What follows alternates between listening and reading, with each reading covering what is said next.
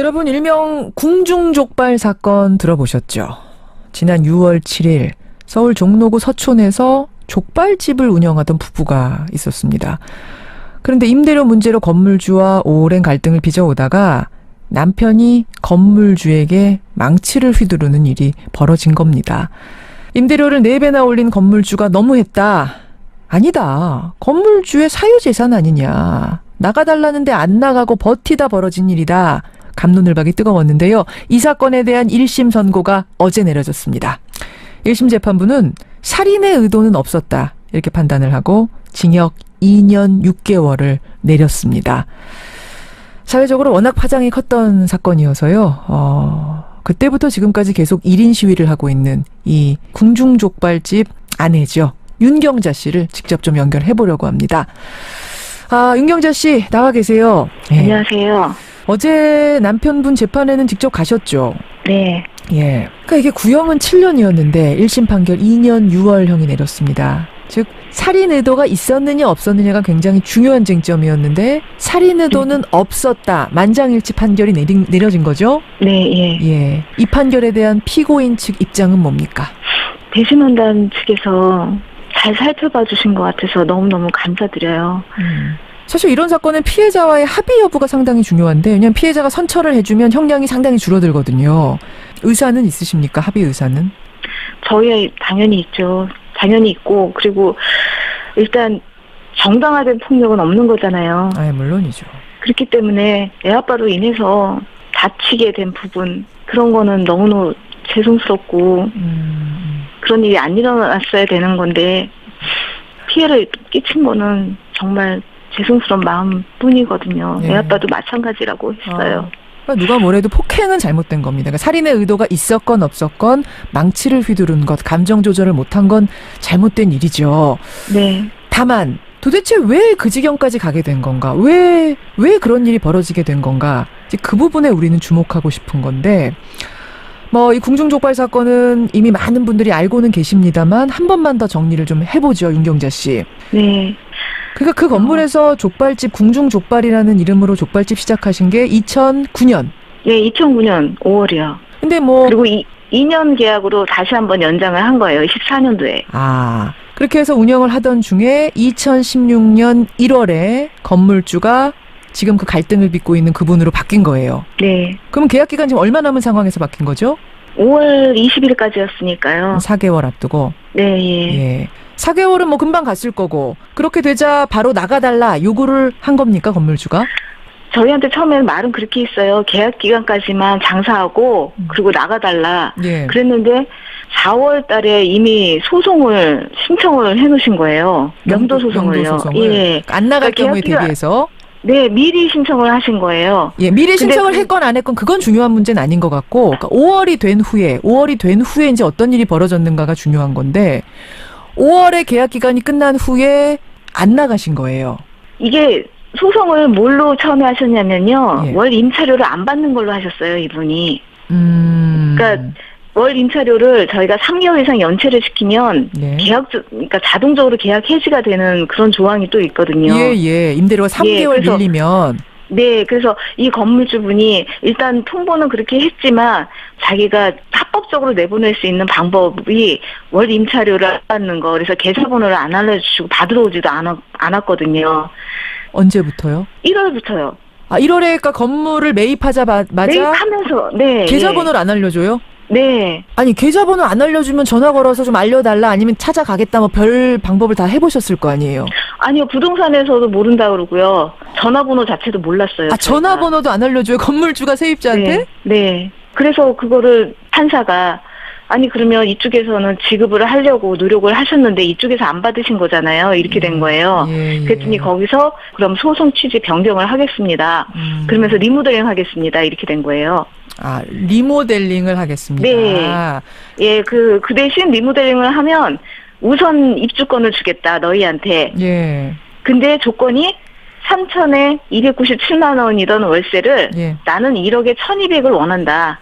그러니까 그거를 낼 수 있으면 니네가 있고 아니면 나가면 된다. 이렇게 된 거예요, 또. 예. 그러니까 그 갈등이 막 이어지면서 네. 그러면 내가 리모델링을 한 후에 다시 궁중족발집 이곳에서 영업할 수 있게 해줄 테니까 대신 월세를 1,200만 원으로 올려서 낼 수 있으면 들어와라 이렇게 된 거예요. 네, 예.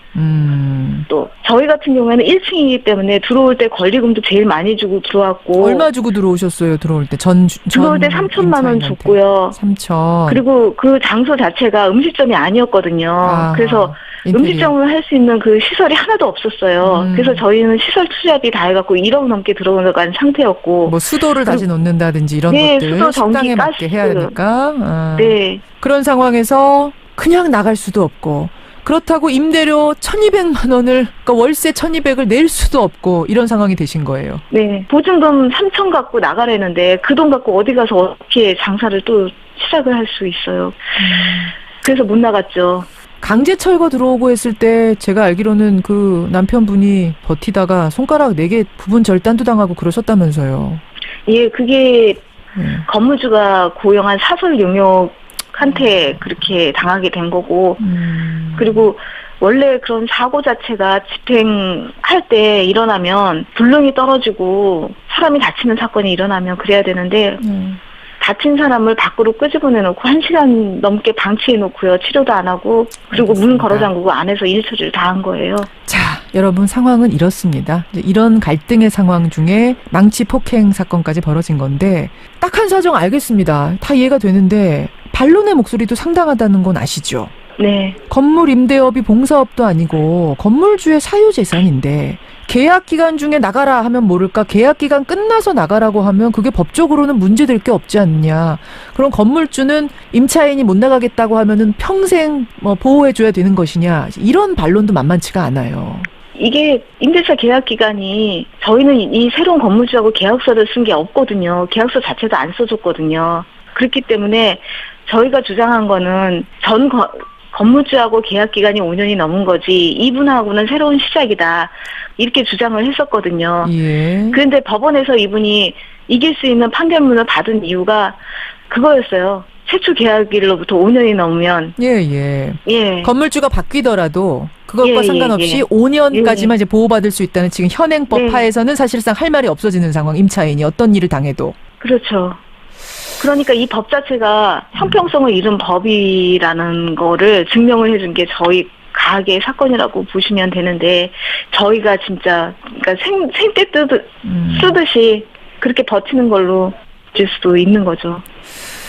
참 어려운 문제네요. 이게 참 어려운 문제인데 어쨌든 이 문제가 궁중족발 사건 때문에 사회 공론화가 되면서 이참에 상가 임대차 보호법을 어떻게든 좀 손을 봐야 되는 거 아니냐, 개정을 해야 되는 거 아니냐는 목소리가 나왔습니다. 네. 그래서 지금의 5년 보호 규정을 10년으로 바꾸면 어떻겠느냐. 아니다, 10년은 또 과하다. 꼭 중간에 나가고 싶은 임차인이 생길 수도 있는데 임차인에게도 별로고 임대인에게도 10년은 과하다. 뭐 이런 목소리들이 나왔어요. 어떻게 보십니까?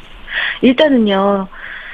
장사를 해본 사람들은 다들 얘기하는 게 그건 거예요. 초기에 진짜 장사를 특히 음식점 같은 거를 하시는 분들은 미천이 많아서 그 장사를 시작하는 분들이 거의 없거든요.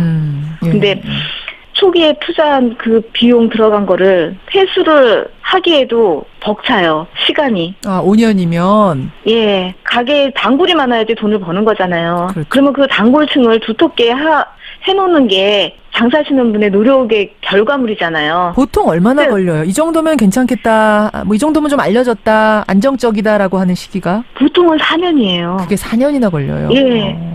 4년 정도 한 장소에서 똑같은 사람이 장사를 지속적으로 해야지 어느 정도 고객층이 두터워져서 그 다음부터는 좀 수월하게 장사를 할 수 있고 그리고 초기에 들어간 비용 이런 거를 그때부터 회수할 수 있는 기회인 거예요. 그럼 10년으로 바꾸자라는 것에 동의? 그렇죠. 10년으로 바꾸면 아무래도 좀 여유는 생기겠죠. 그럼 중간에 만약 그 건물을 내가 허물고 새로 뭔가를 해보고 싶다. 거기서 내 뭐 사업을 해보고 싶다든지 이런 생각이 드는 분이 있다면 권리금을 주면서 뭔가 그러니까 이 임차인이 손해보지 않을 수 있을 정도로 보상은 좀 해주는 게 맞다고 보시는 거예요. 그러면 수긍할 수 있다? 그렇죠. 왜냐하면 임차상인들 같은 경우에는 서류상으로는 갖고 있는 건 없지만 이 사람들의 노력이 없었다면 그 건물의 가치가 올라갈 수는 없는 거기 때문에 이거는 눈에 보이지 않는 무형 재산이라고 인정을 해줘야 되는 부분이거든요. 알겠습니다. 좀 합리적인 방안이 나와야겠다라는 생각이 드는데 지금 장사 못 하시잖아요. 작년 11월 9일부터 못했어요. 그렇죠. 거기다 남편은 지금 구치소 들어가 있는 상황이고. 네. 그 아이 둘하고 어떻게 사세요? 큰애가 알바해갖고 돈을 벌어오거든요. 그래서 지금 그거 갖고 생활하고 있습니다. 참 어려운 일이네요. 참 어려운 일입니다. 뭐 어떤 이유로든 폭행은 정당화되지 않습니다만 이 사정들, 그 상황들을 또 듣자 하니 이해가 안 가는 상황도 아닌 딱한 처지인 것도 맞고, 이걸 어떻게 풀어야 되나, 이게 우리 사회가 풀어야 할 아주 난감한 숙제란 생각이 드는데, 2년간, 지난 2년간의 소회를 한 말씀 해주신다면? 제 생각엔 그래요. 사람이 사람답게 살기 위해서 법을 만든 건데 그 법이 잘못 만들어져서 성실하게 사는 사람을 오히려 궁지로 몰아넣고 그런 불평등하고 상평성 잃어버린 그런 법 개정이 시행돼가지고 저희처럼 이런 피해를 보는 그런 사람이 더 이상 안 나왔으면 하는 바람뿐입니다. 예. 우리 사회를 떠들썩하게 했던 공중족발 사건, 어제 1심 선고 결과를 좀 정리해봤습니다. 2심 어떻게 또 마무리가 되는지, 어떻게 또 전개가 되는지 관심 가지고 지켜보겠습니다. 오늘 네. 고맙습니다. 예, 감사합니다. 예, 공중족발 사건 피고인의 아내입니다. 윤경자 씨 만나봤습니다.